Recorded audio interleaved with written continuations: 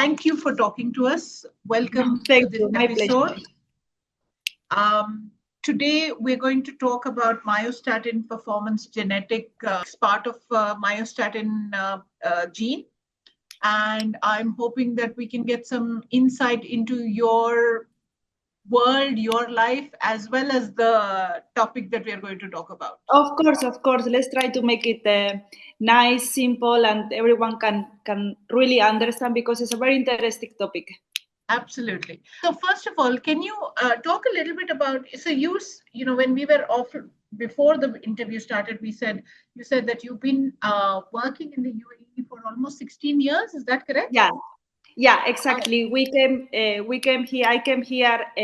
I was previously, when I graduated, I worked for a while in Spain in the university where I graduated, and then I moved to Ireland, where I did an internship in a very busy racing facility, top lead equine facility, and then I had the opportunity to come to UAE. I first came to one of the referrals practice in the UAE, 2010, Sharjah Equine Hospital, and then His Highness Sheikh Mohammed bin Rashid gave us the opportunity to work here in the UAE, and I spent all my years working for the UAE royal family and Bahrain royal family until 2021, where we decided to create our current clinic. Wow. And so do you still travel quite a bit to Bahrain? We travel a little bit overseas. The thing is that right now we have a lot of clients here, and it's a little bit difficult for coordinate, but we mainly travel currently to Saudi Arabia. So wow. We do business trip there where we have our fixed clients, and we go there and we're having a look at the horses, and then we come back. Wow, it sounds like you have a very busy life. It's quite busy. It's like all veterinary doctors, but particular working with horses is a 24 hours call. We are always on call. We are always ready if there is an emergency in the morning, in the evening, and we are 3 veterinary doctors in the team. In September, another veterinary doctor will join us, so we will be a team of 4. We're quite busy, but we love what we do. It's a blessing. No, I'm glad you are. And how many horses do you have as clients? So we have around 700 horses under our care.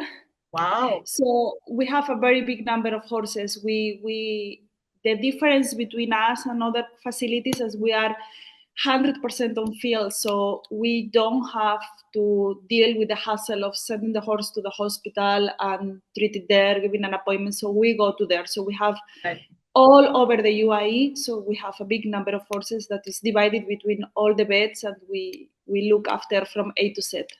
Wow. And so when it comes to, say, testing or MRIs or something like that, then what do you do? So basically, we are now happy that most of the equipment that we are having, we live in a time where we are very easy to have things with scientific things. So most of the equipment that we are having are portable and ready to use. Oh, wow. So if we have a bigger thing like MRI, scintigraphy, or even we have an emergency like a colic surgery, we always have the option to refer to the equine facilities here, so the surgical facilities. So we have a cordial and diplomatic relationship with them, and whenever we need them, they are there, and we refer them. They take care of the horses of our clients, and then we follow up afterwards. Wow. So it sounds like you have either technology, you have technology at your fingertips, which helps you care for them. Exactly. I mean, we are lucky to live in this time of the year where everything has been made it to travel, no? Like if we look back like 10, 15 years, machines were big, they have to be connected, but there is a big evolution. So we have everything wireless, lightweight, portable, so we can do almost all procedures that we have to do. If we have surgeries, we have our partnership veterinary doctor who travels for minor surgeries from Bahrain, and then we schedule surgeries with big practitioners that they come regularly for non-emergency surgeries. So we schedule twice a year, 3 times a year, and they come and they do the surgeries and then they go. Oh, wonderful. Wonderful. So now to go to the topic that we are hoping to discuss. Now, could you, before we sort of get into the really detailed technicalities, what exactly is the myostatin gene? So basically, the myostatin is a protein that controls how much the muscle is going to grow. So as much as myostatin is going to be a less muscle. So how can I say, in horses, lower level of myostatin leads to more muscles. So the muscle will grow faster and will develop higher and faster. So basically, this is the typical scenario that we have for sprinter horses. So one of the main things that makes unique is how did it affect the muscle growth, the speed of muscle growth into performance. Right. So we can select other type of genetics that have this big influence, that can select heart size, for example, to have more stamina. But this specifically, it will just play the role into control the muscle growth. Right. And why does this particular protein have such a big impact on the horse's athletic ability? So one of the things that we need to think about it is, we know it's well studied that there is 3 types of horses, right? In the racing industry. So we have sprinters, we have milers, and we have stayers. So sprinters, they tend to develop faster. So this include as well develop faster and higher muscles at earlier stages. So this is very important in order to have pre-selection of the abilities of your horse. So when you have a horse at 2 years old and you want to start earnings, you want to start winning races, this typical gene, this typical protein will help you to dictate where to go. Some horses you need to place in somewhere races to understand what is the right distance. So they can start their career at 1,400 meter, 1,600 meter, but then they turn it on that they will need 2,000 meter, or they will perform very well as a sprinter in 1,200 meters. So with this particular protein, you will be more able and more faster to understand where is your horse in terms of distance. So basically improving this point and selecting easily the horses. Right. And how early can you test them for these? As easy as early as you want, since your foal is a very easy procedure that can be done basically with hair, or with basically with hair from the mane or hair from the tail that contains the root, or currently there is some test that can be done with blood. So basically you can do as soon as you do it. As soon as you do it, if you are interested in have the predictor of performance abilities, is the better, of course. Right. And so with that, would you be able to say, for example, does that change? So they say that some horses after some time become longer distance. They accept traveling longer distance. Is that? I mean, like everything. I mean, there is no a particular dictator, in terms of I have less myostatin in my horse, that means I'm 100% on a sprinter. Things can change. We're talking about genotype and phenotype. It's like when we have a clone, right?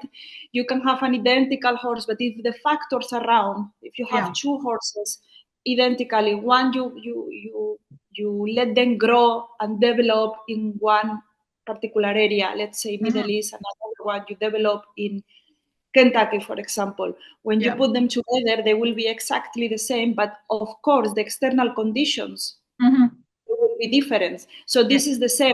This is a predictor. So this is something that will predict and will give us a percentage of guarantee of where the horse is going to be into the traveling map. But we have seen that there are horses that performs in one, in one particular distance. Then when you move them to a different distance, they perform also well. So. Yeah, makes sense. And can you now, if we go beyond the basics a little bit, can you explain a little bit about this sign insertion? So basically, the sign insertion is a very small, a tiny piece of DNA. So that is going inside of the myostatin protein. So Okay. what is doing the sign insertion is stop the normal genetic function of the myostatin, which is living in the body of the horse, in this case we are talking about, to reduce the production of myostatin. So what is the end of this process as a result of all this? So basically muscle is growing. So exactly. So this is helpful, as we were talking at the beginning, for short distance race horses. Oh, wonderful. And so this is in particular something that you would look at when it comes to doing a blood test or checking the mane, that sort of thing? Exactly. So basically what you are doing is, as we discussed earlier as well, as we're talking about, even when you have a foal and you are interested to do that for your farm, for your production farm, looking forward for the cells, with the blood or with the root, just from the mane or from the tail, you can find for that this sign insertion into the myostatin. So they will tell you how much percentage or less, and then will dictate how much percentage of muscle growth. Right, makes sense. And what is the current percentage of would you be able to guess, or would you be able to talk about percentage of population that carries this particular gene? So when we're talking, you mean about the genotype of horses, right? So we know that there is three, as we discussed earlier as well, there is three types of horses based on their optimal distance. So we have sprinters, that they have a very rapid, very fast muscle gain because they have less myostatin levels. So this basically is around 35% of the population. Then we have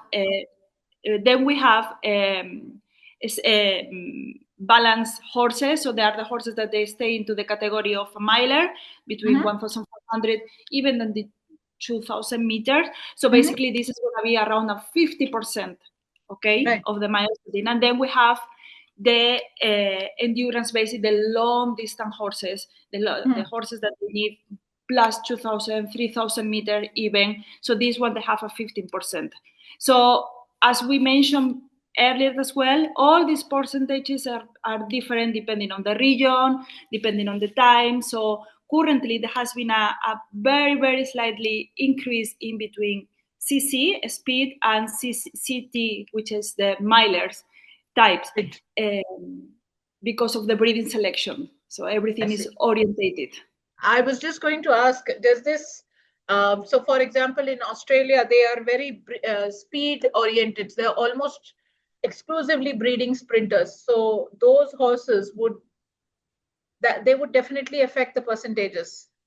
Definitely. I will say also some areas we have to think about, like, for example, South Africa, all these areas. It will change. It will make a big difference for sure. Right. That is for sure.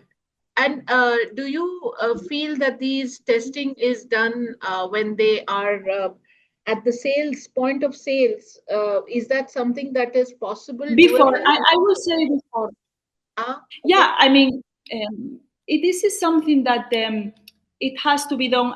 Currently, it has to be even tested not only in, we are talking about the racing industry, but since a few years, it has been testing as well for marathon horses, endurance horses. And it's something that is what we say, is giving you an objective percentage of guarantee. What are you looking for? So it's something quite interesting to implement in cells. It's definitely, there is different type of cells. We have cells, book 1, book 2, we have different type of horses, but definitely for breed up cells, it will be very interesting. It's same as that we're taking radiographic examination, same as we have scoping results to understand what is the level of soundness of the horse that you are buying. It will be nice to have all this genetic information. Right. And does this particular protein affect the injury level of horses in any way? Yeah. Are this assessed? So basically, one of the things that it's important to know is how the horses are going to be injured. So one thing that we have is sprinter horses, they develop faster Yes. than let's say than a stayer. Mhm. So high muscle development is prone to risky when you start training too early. So tendon overload, particularly in superficial digital flexor tendon, Yeah. which is the main one of the main highest issues that we have in the racing community. Fetlock stress, carpal stress, particularly when the growth plates are still not closed. We see regularly during bettings 2 years old that some of the horses still their growth plates are still not closed. It means that the horse is still growing. So imagine a horse with a very big muscular development on his body, overweighted because of this excess of muscle, loading into bones and joints structures that still are growing. So they become prone to different type of. They are not prone to injuries, but they are more susceptible to develop when they go early to training and they go faster to training. Yeah. Right. And this will affect their long-term bone structure. Does that affect the bone structure? And because they're still growing. So, I mean, I guess they're still growing. Exactly. It's something that we always try to put into the mind of trainers and owners to take a setup of X-rays to the horses, to the particular to the 2 years old, in order to understand how the horse is, if he's already mature enough, so the growth plates when we take X-rays they are not visible anymore, or it's still not mature. And we always encourage to take it easy and take it slowly in a horse, particularly these huge sprinters, big sprinters that are still growing. Because once you have, particular before start, is very interesting. Horses, the poor performance and inability to win races is more correlated to horses that they get an injury before they start any race. Oh wow! That race it, So we see that, unfortunately. Wow, that's a very tricky. That's a very tricky and a very interesting statistics. Exactly, but in the other hand, we also understand that horses, they cannot be forever in the boxes and cannot be, so it has to be, everything comes into balance. Definitely. Yes, no, I can completely understand. Do sprint horses with more muscle face kind of different orthopedic challenges than maybe their maybe milers and stayers? See, is everything more coming, what we said, in cases of, when we're talking about injury risk profile, we're talking about, when we're talking about the sprinter horses, we're talking about the early development. Right. In a horse that it will do, as a sprinter, it will do a very fast speed comparing to horses that they will go more steady into the workout. We have a difference, for example, when we see horses that come from breeze-up cells. Most of the horses, now is everything a little bit more, I would say, a little bit more equal globally, but we tend to see horses that come from very nice and faster timings on the breeze-ups, doing a very amazing furlongs in time. They come with already having some of the horses with early signs of degenerative problems, conditions that can affect to the horses' future performance and soundness. Again, it's like everything. You can have a horse that is an stayer, is a horse for 3,000 meters, over 2,000 meters, and at early stage of his career will have a problem. But most of the time is everything related with the speed at early stage of career. So normally the speed, you do it in sprinter horses. Right. Makes sense. Makes complete sense. Is there a ceiling? Is there a point in which your horse's genetic ceiling is obvious? Well, the ability of the horse. Yeah, I mean, this again, I guess is more, when we're talking about myostatin, is about the development of the muscle, which indicates, as we discussed, indicates what type of distance are you gonna cover. But definitely, it's gonna be, it's a little bit into common sense that if you have a sprinter, it's gonna be limiting the abilities to be in a stayer, no? Yes, yes, no. I mean, if he's a sprinter, let's say he's a 1,000-meter sprinter, and you say, okay, we're going to push him to 1,600 meters. Is there any point that you can do a test and say, okay, don't push him beyond 1,300 or 1,200? So basically, we do not only have myostatin. So this is an objective. We say objective evaluation of performance ability. So we have things that quantify for us where the horse it is, because one thing is the subjective view perception that the trainer, the owner, the racing manager has with the horse, and another thing are numbers, no? So a part of tests like myostatin, we have another different test that we are using by placing sensors into the horse that giving us something very interesting, which is the length of the stride and the variation of the stride. So the frequency and the length together with, for example, myostatin will give you a prediction more objective and more realistic where the horse it is. So when you have a horse that you have that has the myostatin gene inhibit, and then you know that you have the stride frequency and stride length indicated that is a sprinter, is gonna be very unlikely that will develop. I mean, that's the nice things with all these topics, no? That they help us to quantify how realistic we are into the word of the trainer or the word of the breeder or the racing manager. So there's more research and data behind the conversations. You're not just saying. There is a lot, and it's gaining a lot of popularity worldwide in between the trainers to have a data analytic system to understand and predict and put a number and objectively quantify what the trainer sees. So end of the day, these type of things are not you cannot use against the trainer words. I mean, trainer words and the breeder and the riders are a thing, but this helps on quantify their words. And we use on daily basis, and it's gaining a lot of popularity worldwide. Sounds good. Last question, and I promise to go away after that. What are your ethical considerations when you do this kind of genetic testing? Are there any ethical considerations that you take into because it's so easy to test a horse, like you said, it's just a hair shot.